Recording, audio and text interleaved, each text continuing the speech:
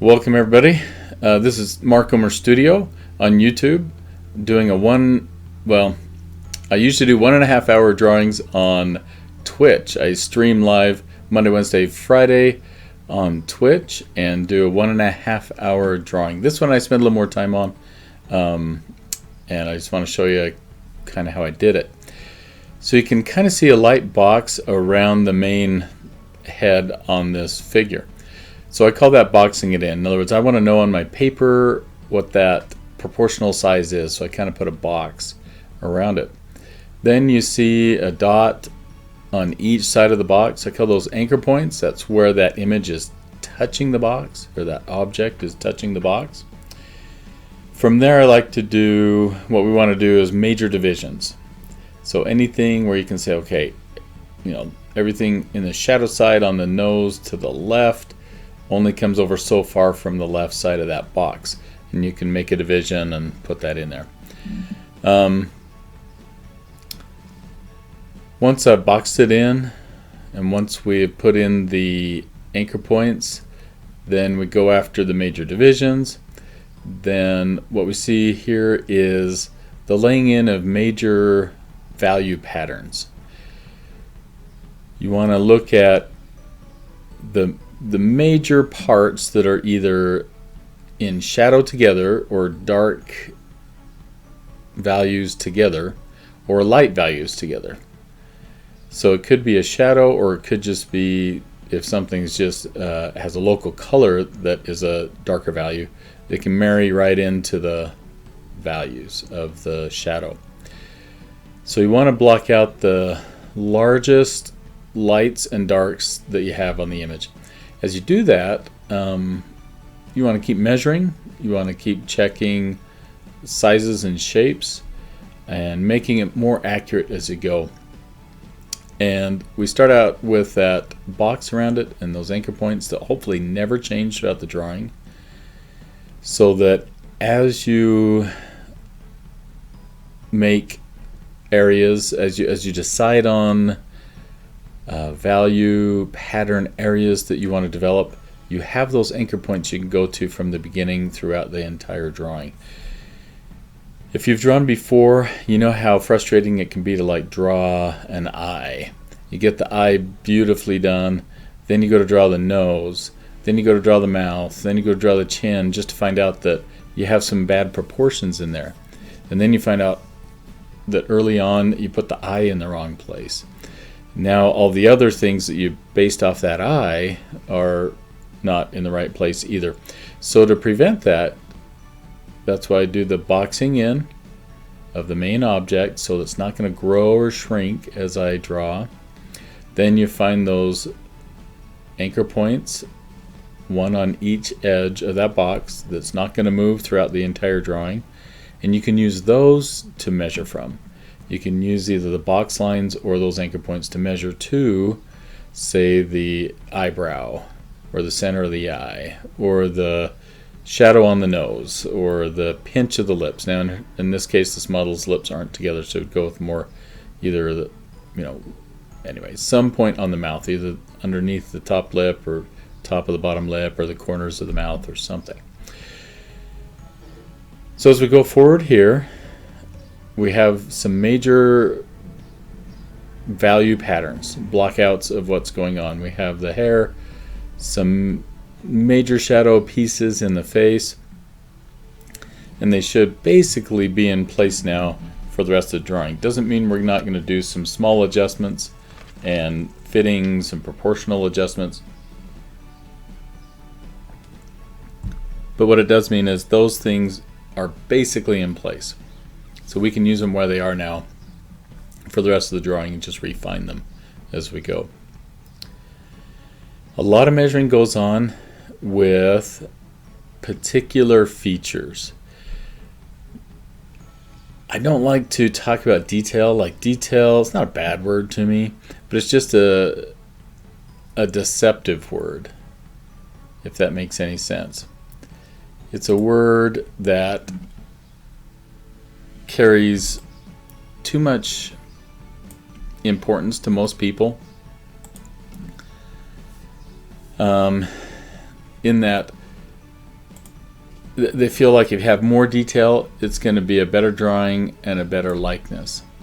And that's just simply not necessarily the case. More detail put in the wrong places or at the wrong proportions aren't going to be better.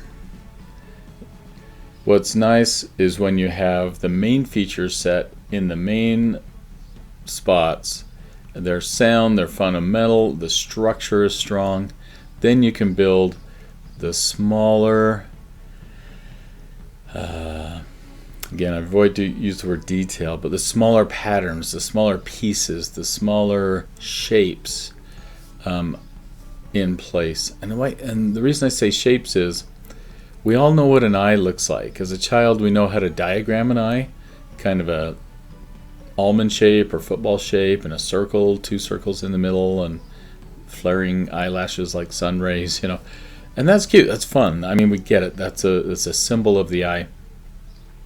But the eye isn't really an eye. You kind of have to pull yourself away from the object you're actually trying to draw and just look at what you have in front of you. And what I have in front of me there is a printed out photograph of a model that I took pictures of. So what that really is just ink on paper. And the ink is set out in certain patterns on there. And so what I'm trying to replicate is what are those light and dark patterns that make up that model's face. So if we can kind of pull away from it needing to be her and just it needing to be those shapes that you see on the printout, then you're going to get a lot further in likeness and accuracy and so forth. Now, if you're drawing from live model, you are looking at that person, but all the more you have to filter in your head what you're looking at and say, okay, I'm looking at a human being, human face, let's draw this. But that's, we're not talking about a nose, we're not talking about eyes, we're not talking about mouth and ears. What we're talking about is what shadows are you looking at on that face? What light patterns are you looking on that face and so forth. So anyway, so as we go forward, what we're doing is just taking the largest shadow and light patterns that you can make. And again, every time you do an adjustment or a depth, so like what I mean by depth is like, say the hair where it was all shadowed before, and then we did that darker pattern underneath her ear in the hair area, and so that gave us some depth in the shadow. And that's really important, but you want to start out with that big shadow first. Then when you find that deeper shadow pattern in there, then make sure that's accurate in there. Now, working around the eyes, nose, mouth, I shouldn't say main, but the more particular features, the same thing. These are just small little patterns of light and dark. And if I would zoom in on this, you wouldn't see any striations in the cornea. You wouldn't see, even the pupil would look kind of like, is that really finished? I just want the patterns to look right. Because if the patterns look right, the image will come out close to what you're trying to do. Now, the other thing too is, let me, philosophize for just a second about hyper detail. Hyper detail is very interesting. It's fascinating to the mind to see hyper detail. But as far as feeling it, as far as being moved deeply, it usually tells the whole story, and then you walk away done. You look at great impressionist art, which is still very highly representational. And what happens is the artist has interpreted what they're looking at and provided their interpretation to the viewer. It may be very accurate, but there's elements of it that are interpreted in an impressionistic kind of way, and that's what we're talking about. Is in the end, you want your interpretation to be felt. And going after hyper detail sometimes draw the viewer away from the feeling of it to the reality of it. the reality of your drawing instead of the feeling or presence of the object or the figure. Okay, enough of that for now. So anyway, as we go forward, again, really just going in and finding lights and darks we need to play with. You'll notice too, a way to go about this is to overbuild, come in with shadow with darker value, and overbuild what it is you need to make in the light area with that darker pattern. Then you come into the eraser, which is a marvelous tool, a wonderful drawing tool, and you carve away at that dark pattern you put in there. Make it smaller, make it smaller, make it smaller. So I tend to do what I call build and destroy, meaning overbuild it and then destroy it back. And if you go too far, then just rebuild it, destroy it back, and just work that pattern until things become much more accurate. So what's happened here is we've gone in, built the big things, then we've come in and worked smaller areas, more subtle areas. Now there's 1,000 more to work, and I can sit in here and hyper critique this piece and think of 1,000 things that I would want to fix again. But let time be part of your determinant on how much you can do on it. A little side note here. On teeth, you don't want corn on the cob, right? You don't want teeth on a comb. You don't want rungs on a ladder. What you want is a broad swath of teeth. You want all the teeth to blend together as much as possible, and only make delineations between them that help to tell the story of all of the teeth and where the light is and stuff like that. So be careful with teeth. Don't over detail them, otherwise you're going to have tooth, and that's all the viewer's going to see, because it's going to scream off the paper at you.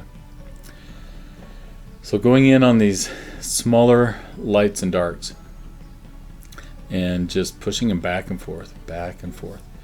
Along the way too, I didn't mention this before, but kind of early on you want to start establishing your darkest darks. So like that shadow again under the neck, under the hair, up in the eye socket area, those ones around the mouth have nice little caves of dark going into the corners of the mouth and so forth.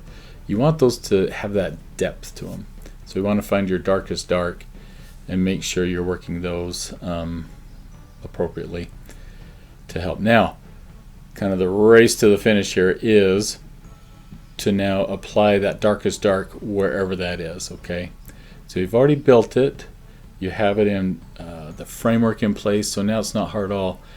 Now that you don't need to worry about changes on those smaller elements as much, you pretty much have those developed.